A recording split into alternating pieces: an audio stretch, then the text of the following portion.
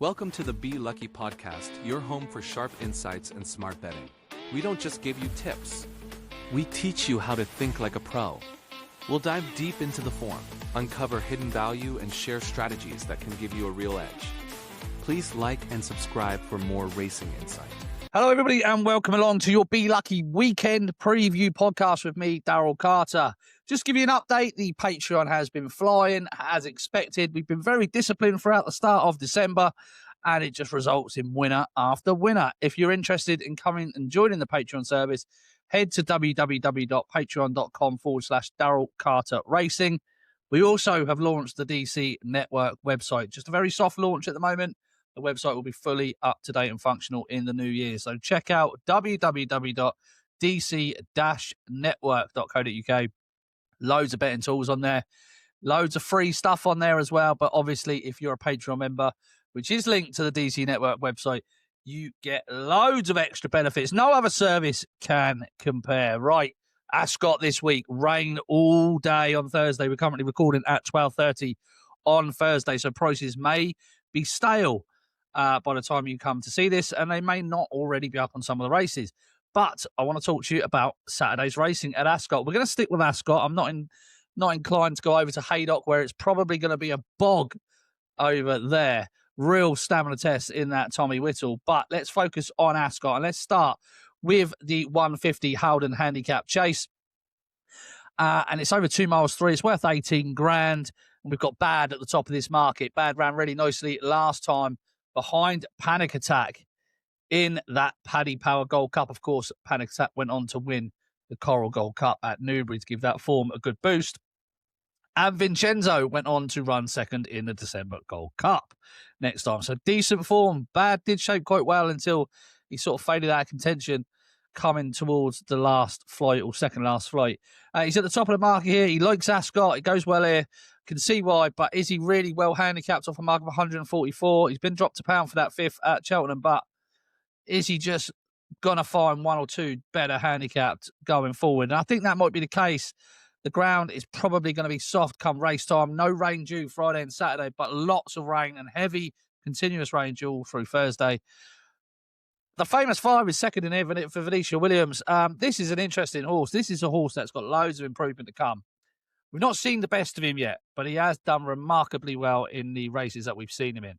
He threw it away a bit at Newbury at the back end of last season. He's returning from 295 days off the track, but he threw it away a little bit to Rathgore Hill at Newbury. Now, Rathgore Hill was 2 for 2 at Newbury, and he's a really different horse at Newbury, so it's probably strong form. He did go off at 5 to 4 there to defy a mark of 120. He's off a mark of 123 today. Off a light weight of 10 stone for Charlie Deutsch in the saddle. 10 stone 3 is the lowest weight that Charlie Deutsch has done in the last 12 months. So really getting down to that low weight to ride Famous 5 in here on his seasonal return. He's never won the season on his seasonal return, but he does look like the best handicapped horse in the race, in my opinion. Issam next in the market, 9 to 2. These are the best prices. Callum Pritchard claims 3 off. He is a nice horse, but he looks to me like he probably wants to go up to 3 miles at some point. Issam, he does shape like a stayer, but he is reliant very much on a strong pace over this sort of trip. And whether or not he's going to get it, I'm not too sure. General Madrano is being more out than in this season in his 2 starts. Previous years, he's won first time up or he's won second time up. None of the sort this time around, but Sean Bowen is booked for Emma Lavelle. Sean Bowen in the place of Ben Jones. Ben Jones obviously rides Bad at the top of this market. Rare Edition likes it here. He's a horse that's got plenty of ability, but will he want the ground to turn soft? I don't think so. And I think, again, he is vulnerable in the closing stages or something. But Davy Bass is on board, and he's a brilliant jockey to follow as a punter. Etalon is interesting. First time cheek pieces on this one. First time blinkers on Scarface as well. They are 17 to 2 and 12 to 1. Here comes Geordie is 1 here. Actually, 1 here recently and has switched to Dylan Cunha from Patrick Neville last season, 12 to 1. And Matterhorn, he probably won't want the ground to be anywhere near soft, is 16 to 1. Although Paul Nicholls' horses are under bet, can you believe it, at Ascot in handicaps. But I think the Famous 5 has to be better than a mark 123. I think he's going to leave that behind him in due course. He's open to much more improvement than a lot of these This 7-year-old, he's only had 5 runs over fences. He's finished first, second, and third in 4 of those 5 starts. I think there's more to come from him. He's very interesting off a very low weight of 10 stone 4. So perhaps he is the one to side with in the 150. We move on to the 225. This is the Grade 1 feature race of the day. This is the Long Walk Hurdle. Honesty Policy heads the market 3-1, making his seasonal return for Gordon Elliott. Gordon Elliott had good success coming over here with Woodhoo, who won recently at the last meeting. Mark Walsh also comes here for this ride as well. And there's just lots to like about Honesty Policy, really. He's a 5-year-old. He's improving. There's got to be more to come from him. He's got such an unexposed profile. Never been out the first 2. It's gone well fresh, handles any ground, and is unexposed at 3 miles. There's loads to like about Honesty Policy, who chased home Jasmine DeVoe when last seen 234 days ago at Punchestown. And I think that's the best form on offer. I think Jasmine DeVoe is a very, very good horse on his day. And the winner of the Albert Bartlett last year, only just touched him off by half a length. Honesty Policy sticking to the task really nicely. Probably on ground too quick for him at Punchestown at the back end of the season. I think we're going to see a better horse with some cut in the ground, and he gets that today. So lots to like about Honesty Policy. Impostoire. This horse is fascinating because a lot of people are going to like this horse for something like the Stayers Hurdle or for this race maybe. But he's won 2 very slowly run races the last twice. Very slowly run, which hasn't tested stamina.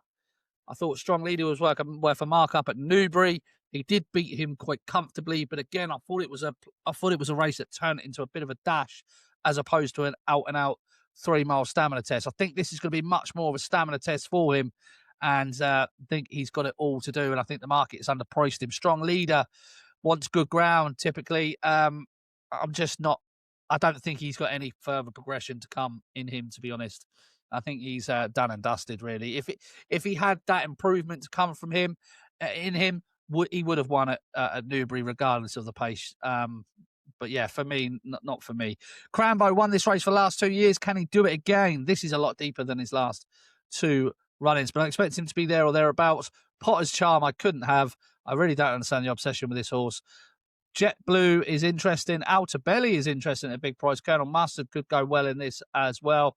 Doddy the Great and Gwenny May Boy make up a fascinating Grade 1 Long Walk Hurdle. But for me, I think Honesty Policy is a great bit of value at the top of the market. So that's where I'll be heading. On Saturday, the 3 o'clock, the final race we're going to look at is the always competitive Howden Silver Cup Chase. Blow Your Wad heads to market. We actually backed him, me and members backed him on his seasonal return at Ascot when beaten 3 lengths by Henry's Friend. He is entitled to come on for that. That was a good seasonal return effort. But there's lots of decent horses in this. This is a really good race with lots of depth. I'm not really sure why Pick Rock is second favourite around 5-1. Was 5th at Newbury behind Panic Attack.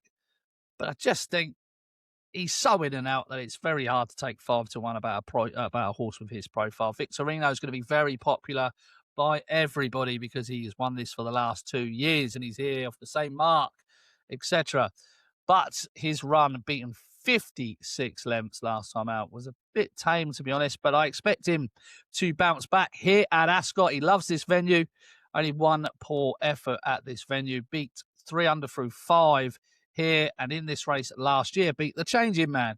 So rightly 5-1. Johnny Who, very interesting. Mark 145, Johnny Who. He is so unexposed in handicaps. It's ridiculous, really, because he should have won the Kim Muir when he was beaten by Annette by Daily Present on his handicap debut. He then went to the Irish National over a trip. He probably didn't stay, but he moved really nicely through the race, 5th of 30. And then he made his seasonal return over the national fences at Aintree. So 3 entirely different runs there. And this is back over the conventional fences, back on easier ground, back to 3 miles, back right-handed. There's lots to like about Johnny who is surely on his day is better than a mark of 145. Highland might see the ground go against him, 11-1. Henry's Friend did his winning here last time, although I don't think he likes Cheltenham. So you could potentially write that run off, and he does like it here at Ascot. So he is interested. He's turned out 8 days on from his 44-length defeat at Cheltenham. He's 10-1. Deep Cave, sorry, I skipped over a few. 10-1. Transmission, 14-1. Sean Bowen on transmission. That's very, very interesting indeed. Harriet Tucker rode last time and beaten 42 lengths at Cheltenham. Bowen on. Very, very interesting. If you go back to when this horse was only beaten 2 lengths by Haiti Couleur at this time last year at Cheltenham's December meeting, he has claims here of a mark of 130. 300 through 5, second in the race last year. Leave of absence, poor last time. Needs more. Garlaw is lurking at the bottom there as well, with Isabel Ryder taking 7 off and 2 for gold, who always likes it here at Ascot, but a bit long in the tooth now. Rounds out the field in what is a very competitive race. Like, you can really make small cases for all of them. And if I'm being 100% honest, I think the class horse in this race has to be Johnny Who. Maybe I'm completely barked up the wrong tree here, but there's something about Johnny Who that just screams class to me. I don't think they've often been really trying with him, and that's disappointing, to be honest. It's the same sort of story as Iroko, who actually runs on this card, or on the Friday card, one of the two. But yeah, it's the same story as him. They've not really been trying with him. I think Johnny Who has got a lot more to offer. And I just really wish they'd just let this horse run and just show what he can actually do. So hopefully John Joe O'Neill Jr. will be doing that on Saturday. There's no reason to put the handbrake on for a £56,000 pot here. And I think he offers a good bit of value. Currently 11-2 general. I think that's very fair indeed. Guys, whatever you're doing this week, be lucky. Please come and visit the dc-network.co.uk site. There's loads of stuff on there for free. If you're into football, I've got the live scores on there for you, full results on there for you, fixtures on there, the World Cup fixtures are on there, and all the big competitions as well. But if you're a horse racing fan, there really is no other place to be other than the DC Network. Until next time, everybody, be lucky. We'll dive deep into the form, uncover hidden value, and share strategies that can give you a real edge. Please like and subscribe for more racing insight.